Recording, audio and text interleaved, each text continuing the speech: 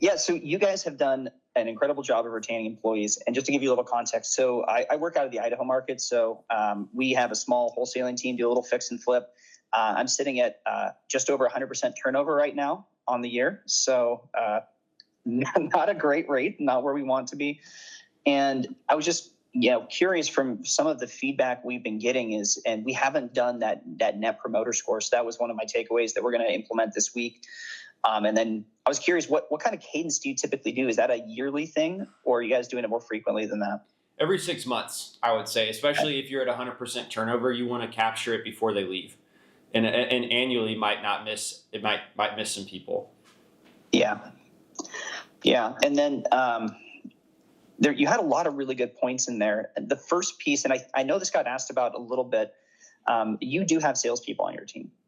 How are you going to try to test that and do like a test case that you've seen be successful? Yeah, so if it's a person who's selling, which is a small portion of our team, one, I pulled it from the top sales guy from a company that I knew he was the top sales guy at his company. And so that's how I was able to get our top salesperson, for example. Wasn't really a test project needed because we had worked together at that previous company as well. So that's a little bit different. But yeah, I mean, if you're looking for salespeople, I would pay them to do what their job will look like. And so with a salesperson, if they're working a sales job now, then I have the interview first. And then I say, hey, what I'd love to do is propose this test project where I'll pay you $300 for an hour of your time to go run this appointment with me. And then if it goes, obviously they're shadowing you, right? So then if there's like another opportunity, maybe then you kind of switch roles and you see how they handle running another appointment. So that's how I might do it in a way that doesn't feel like you're asking for free labor, but would still be like better than hiring somebody who you train up and then quits. So, you find the right price based on like what level of salesperson you're talking about. But that would be how I would do it. I always try to design the test project to reflect what their actual job is. Or if they're making cold calls, then have them make cold calls, right? See how those sound and go for an hour, for example. Yeah, we have been doing kind of a role play, but we haven't had them actually doing the work. So it gives a little sense into that, but it is still like in a very safe environment. So yep, that's something we can do. And we're not paying anyone right now to come in on the hiring side and trial out. Yeah, and I would be, if they have a 9-to-5 job, I'd be really flexible with maybe trying to schedule that to be at 6 o'clock, or something that wouldn't interfere with their work. Try to make it as easy on them as possible to really demonstrate what it's like to have them do the work. It's good for them, and I always pitch it, it's good for them as well as you, because maybe they take the job and the work wasn't exactly what they thought it was. And now they can get paid to find out. Yeah, that's kind of worst case scenario. We have had a couple of people come in that like within a week, they're like, nah, this isn't for me. And I was like, oh, well, that's an absolute hiring issue. Like we completely missed the boat if you didn't know what the expectations were going to be. Mm-hmm. Yeah. So one other one. Go ahead. Yeah. Oh, yeah. Go ahead. Well, I was just going to give you examples of other test projects. So the lower level the lower level the pay is, the easier it is. The higher level the pay is, the harder it is to truly have a test project. But let's say you were doing like a COO. You are the COO, but let's say if you were going to hire the COO yourself, and then you were going to move on to the CEO or whatever role. One example might be, hey, take a look at our finances and tell me where you think we should focus on marketing, sales, right? So you kind of give them the task that reflects what they'd actually do in their actual job. And I know that seems a little scary because you're giving them public or you're giving them private info, but if that's the job, I really think it serves well to have that level of work done by the person. That just sparked something interesting. Like, I wonder if I could just take a couple of like sales calls and even just send that to people and say like, great, before your next interview, come in and I want to hear what's your plan of attack to like push this across the finish line. I've never Yeah. done something like that before. But Yeah, or you could send them a couple recorded sales calls, and you could say, please analyze. Like if you wanted to have an easier test project, you could say pick sales calls, pick a good one, pick a bad one, and then pick one that was just okay, and then maybe have them provide feedback on all three of those sales calls and see if they identify the things that you would identify in a sales role, you know. So they're going to be the ones making the call. So ultimately, if you're going to do that, I'd still do a second project where they actually lead the appointment, or they actually make the calls themselves. But that could be like a quick over the hump thing. And as soon as they do that, regardless of the result, I always send them a Venmo immediately. So that way it kills any doubt that there was this is a scam or whatever, you know, they're just trying to get free work. And it also kind of perks up that dopamine because they're like, man, I just got paid right away. That's awesome. So that's how I roll with it. I love that. Yeah, that's not something we considered at all. So thanks. Awesome. Anything else kind of comes to mind on the test project side? Who are you hiring for your salespeople right now? Is it calls or is it appointments in person?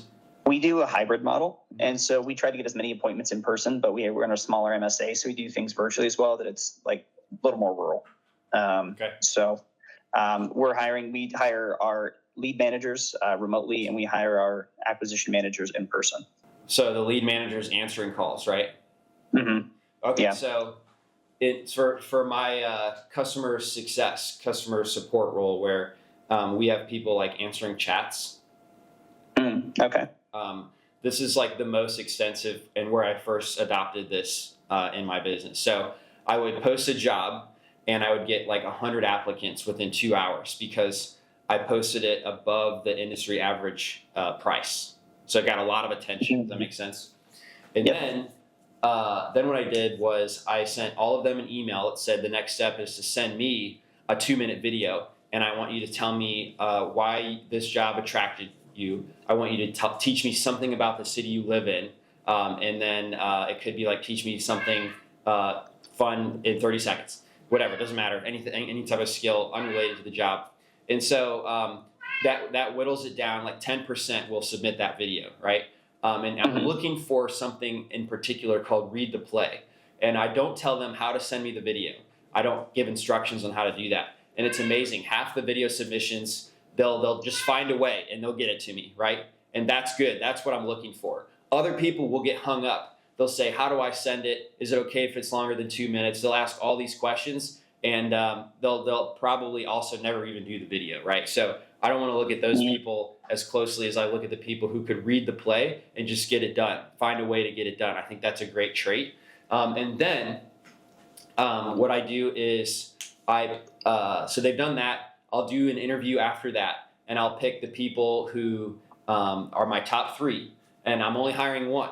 And I'll say, hey, the first step is to do this 8-hour test. I'm going to pay you for 8 hours. I want you to review all of our past support chats as well as our manual for doing this. And then at the end of that, I have a written test with 10 questions. You let me know when you're ready to take that test. I'll give it to you, and I just want it 30 minutes. I want it back 30 minutes later. So they do that. I pay them, and then I take the best 2, and I say, I'd like to welcome you to a 30-day test where you actually will be answering support chats over the next 30 days. You know, congratulations. And you're going to get paid normal, right? So, and again, once the 30 days is over, then I hire the best one. Or if they're both phenomenal and I have room in my company, maybe I'll just hire 2. So that's how we run that. Obviously, you can't really do that with certain level positions, but for that one, and if they don't have a current job, like it's great. And it's really helped us build a good team.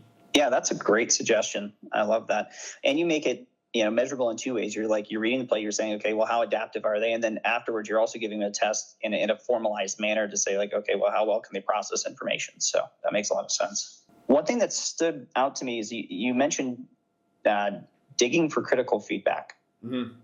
Yeah. How have you been embracing that or deploying that within your company? Yeah, so I did it in stages. The first stage was I read that book. I was really inspired, and I started asking my team at the end of a call if, hey, I'm trying to become a better leader. The only way I can do that is if you guys give me some unfiltered feedback. on if I've ever rubbed you the wrong way or done something that offended you, and I really want you to dig for it because I can't grow as a leader if I don't know. And then I'll just say, like, please, it'd be a great gift if you could think of something before we hop off this call to let me know. And I think one-on-one meetings are the best way to start doing that. And do that with all your employees, see what comes back. And then the way to respond is to say, thanks for that feedback, first of all, and then you could accept it or reject it. So if you reject it, it's helpful to provide context why, and maybe it will expand their understanding. Maybe they just negatively interpreted something you did that was done for a reason, but that open communication is good. Now, once they kind of do that, the next level is a little bit awkward, but it's where we had the biggest breakthroughs. I have a monthly all hands meeting with my leadership team, and there's 7 of us. And so I would assign, now that they were understanding this format, because I asked them and they gave it to me and I received it, right? Then I say, hey, guys, I want us to get good at this, and I have a certain format, and this is what we're going to do. We're going to once a month give each other feedback in front of everybody, one at a time. And the point of it is to find something real, but also to get used to using this format. So I would pick somebody on my team that I knew would give something juicy to me, and I received the feedback first, right? It's always good to ask for feedback first before you start dishing it out. That's the good example, right? And I even told the person who was assigned to me, I was like, I really need you to find something that is going to be embarrassing for me. And that's the whole point, is I want you to embarrass me so that other people feel comfortable when this happens to them. So you receive the feedback for the first time in front of the whole group, and if they don't use the format correctly, so they need to say, David, I really like that you did XYZ first, right? So if they just jump into the feedback and say, hold on, why don't you use this format? Give me a compliment first, and then they'll do it. Yeah, but it's because it's awkward. And your brain's on overload with this emotional communication. So it really helps to do it in person and go through this embarrassment in front of everybody. Then they're like, hey, that's when I found out I make them feel stupid. So then I have to say, first of all, thanks for telling me. And I either accept it or reject it. Actually, in that case, I was like, I don't really understand. Can you give me more info before I accept or reject this? And then I understood it. I accepted it. And I said, going forward, what I'm going to do is share context before just saying that's not going to work. So that's the format. And we did that for like 3 or 4 months, and it actually we eventually ran out of like meaningful things to say. I did not let them get by with easy stuff like, oh, you left your shoes out or whatever. I was like, that doesn't seem real. Like, I need you to dig for something real right now before we move on, so get people really used to that uncomfortable communication. And then eventually we just stopped doing it because everybody got better at it, and then we just ran out of things to say.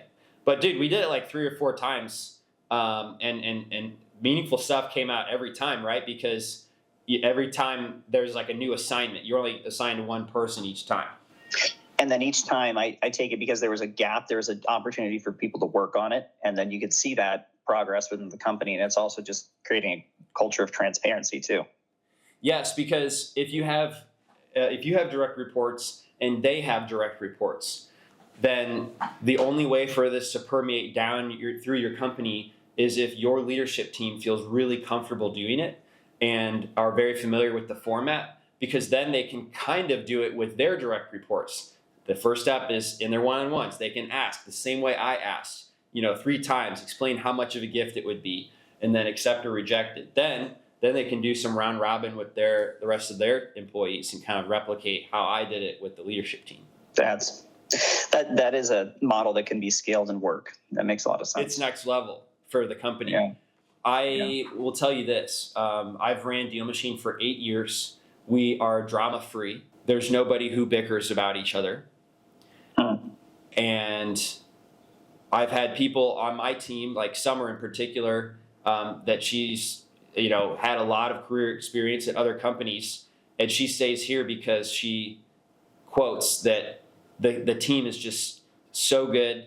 Nobody's complaining about anyone else. There's no like really annoying person who's not a good culture fit. And that's more valuable to many people than pay, even than the top possible pay. Just enjoying their job, working with a team that like really appreciates each other like that is well worth it. And I hear that most from the more senior people on my team who have had all these other experiences elsewhere. And then also I was going to say, I have a race car driving coach, and I hired a mechanic, and my race car driving coach is really like the one in charge of me and the mechanic. And my coach was telling the mechanic to do something, and the mechanic looks at me and he kind of like rolls his eyes. And I was like, dude, what are you doing? If you have a problem with my coach, then this is how you can communicate that with him. You could say, hey, Derek, I really like the way that you give me direction.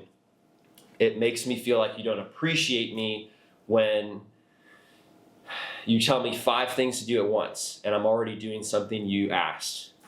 And then Derek can say he accepts or rejects it, right? So I tried to give him the tools to say that to my coach, and he never made the call. He was never willing to have the hard conversation, and so I just got rid of him. You have to have, like, so if people on your team are unwilling to do the hard communication, and the indicator is if they roll their eyes to you, or if they complain to you, you hear them complaining about that, right? I don't want to fix it for them. I want to give them the tools to fix it for themselves. And if they're unwilling to do that, then I'm not willing to have them on my team. But it made me realize how special DealMachine has become. And I would cite this as like one of the number one factors for why we have a great team like that. And that was another one of your points, is just like, you can't let a answer sit within your culture. It's going to ruin it. So yeah, that sounds like you've been willing to move on quickly also. Oh yeah, not at first, because remember I said that really, really great video editor was on our team for like 2 years. But it was when we started expanding. Oh, I didn't know it was that long. Yeah, when we started expanding the team, I was starting to get into this book, and I realized like how much of a drag it was on everyone else who was showing up on time, working hard. The other guy was the most talented. He was way more skilled in his profession, but he just couldn't show up on time, and it was dragging everyone else down. And so it was a tough call to get rid of the most talented person at that job, but I tried to work it out with him for like a month, and it kind of worked at first, but then he kind of fell back into his old ways. And so I had to make that tough call to, move on and help coach him to get another organization or freelance where it didn't matter if he was not on time. I don't know. Seems like being on time is important everywhere, but it usually is. Yeah. So, well, thank you. That is all really helpful, and things that we're not doing right now. And we're eliciting some feedback, but not in a structured way, and not in a format where we force people to actually think about it. I have a question about how you're paying salespeople. Are they commission only? They have a small base. They have a $2,000 a month base, and then they can take a draw or an advance on their future commissions in excess to meet kind of family structure needs. Has there ever been some? I've heard of that structure before, and I've used it as well. But one thing I noticed was nobody ever took a draw and like turned into the best salesperson ever. Do you feel like that's true? I can't say we've had the best salesperson ever on our team. We just found it really hard to recruit people who were a little older and maybe had families who didn't have some level of security, because they're just terrible at planning their finances in the past. Do you need somebody who's older, or why did you want to go that direction? We were in the phase where we were looking for somebody with more experience. And so we've hired people in their early 20s. We've hired people like in their 40s, and we've just seen like a more consistent work ethic actually for people who are a little older. But they do have limits on being true. The best. Once they have a family and kids, it's really important that they perform well. Yeah. And so that was, we did Steve and Ren's sales leadership training a year and a half ago. And that was one thing that they had said. And before that, we had a bunch of like kind of revolving door 20-year-olds. We took that a little too far. We hired people kind of at the tail end of their career, and that didn't work out either. So we were trying to kind of hit the sweet spot in the middle. But yeah, we've just had at least in our market for acquisition managers, it's been hard to find people who don't need some type of draw or some type of monthly income because they haven't planned. How long does it take to ramp up for a salesperson to start making the real money, like that they can? 6 months. 6 months. That is a long time. Yeah. So the draw means they have to pay it back though. So they're kind of in debt, right? Yeah, essentially. It's an advance on their future commissions. Got it. Yeah, that's tough. It's nice you have the $2,000 base.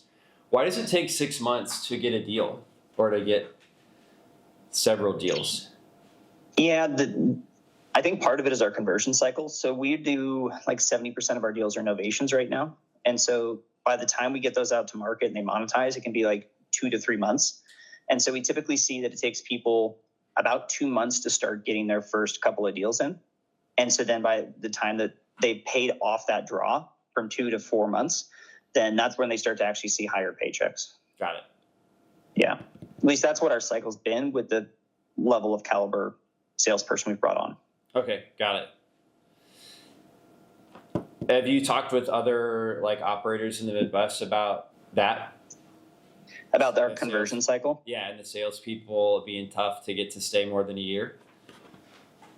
We have. And every time we've had these conversations, it comes back to like, what's your company culture like? And part of it has been like, also, where are you trying to go? Because some of the people that we've had turnover with, we brought them on when we had personally lower expectations for them. And so as we're trying to grow the company and scale, our expectations and our level that we've been holding people accountable to has increased. And some people didn't want to make that change. What happened to them? They either self-selected out or they were let go. Okay. Because usually what happened is when we said, hey, team, in order for this to really be successful and for us to continue to spend more money on outbound marketing, like you need to be able to raise your level of number of contracts per month up. And we need to then do more regular check-ins. And we're going to be looking at what's your daily productivity? And when we started doing that, there was people who didn't want to have that level of visibility to their daily actions and that level of management. Yeah. And they started to become cancers to the team, even though they were still producing contracts. Right. Okay. Well, it seems like that's good. They self-selected out or you let them go. And that may be why your turnover seems like 100%, right? Because you kind of had a change in culture and turnover because of that too. That's at least 60% of it. And then the other 40% are people that we didn't quite expect to leave. And some people just kind of got burned out on the job. Got it. And then we look back and we're probably like, oh, well, I see that from the predictive index profile. Like we probably hired you into the wrong role. Got it. Long term. Okay. Nice. What was the most actionable thing from this call for you? Yeah, for me, it was the feedback loop. Okay. And dedicating time for that. And I think that's something that we can implement pretty quickly. It's just not something I'd structured and also not given people the tools to provide feedback in a constructive way. Got it. Yeah. If you want to see what it looks like to have those round robin assignments, I actually put that, if you DM me Convo, I actually put that in the thing that auto responds and sends out there on Instagram. Oh, perfect. Yeah, I'll send you a message right after this then. Awesome. Yeah. Hey, one last thing for you. You said criticize in public, and you made a specific comment about Slack being a public space. Yeah. Slack has no tone.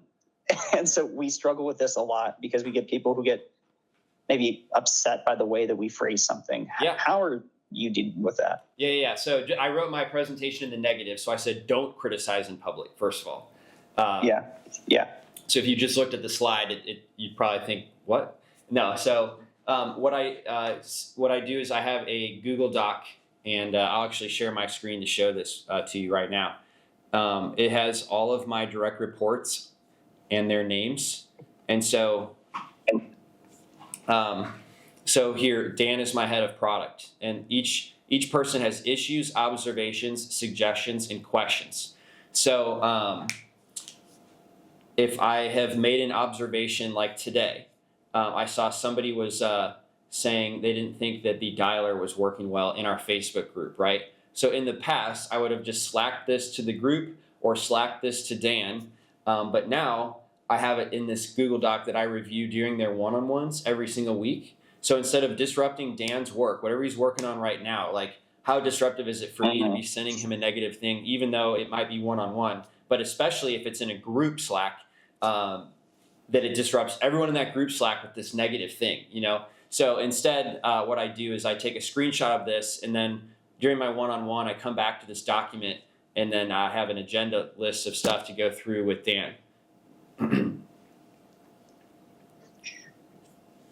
Thank you. I think we had always viewed as like, if take action and do it urgently. And so like, if there's an issue, just address it. But it causes some chaos. And there's a switching cost between people doing a task and then pulling themselves back off, trying to solve the problem and then getting back into it. If it's like a new hire salesperson, maybe you have a one-on-one meeting with them every day, or maybe their boss has a one-on-one meeting with them every day so that you can review stuff like this. And, you can adjust the one-on-one cadence that you have with them to be as needed, right? So my team's been like I said, average tenure of my team's 4 years, and things are not changing quickly enough for us to need a meeting more than once a week. So you could always change the cadence to twice a week or once a day if it's a brand new person.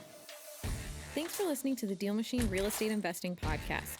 Please leave us a review and follow along wherever you're listening to your podcast.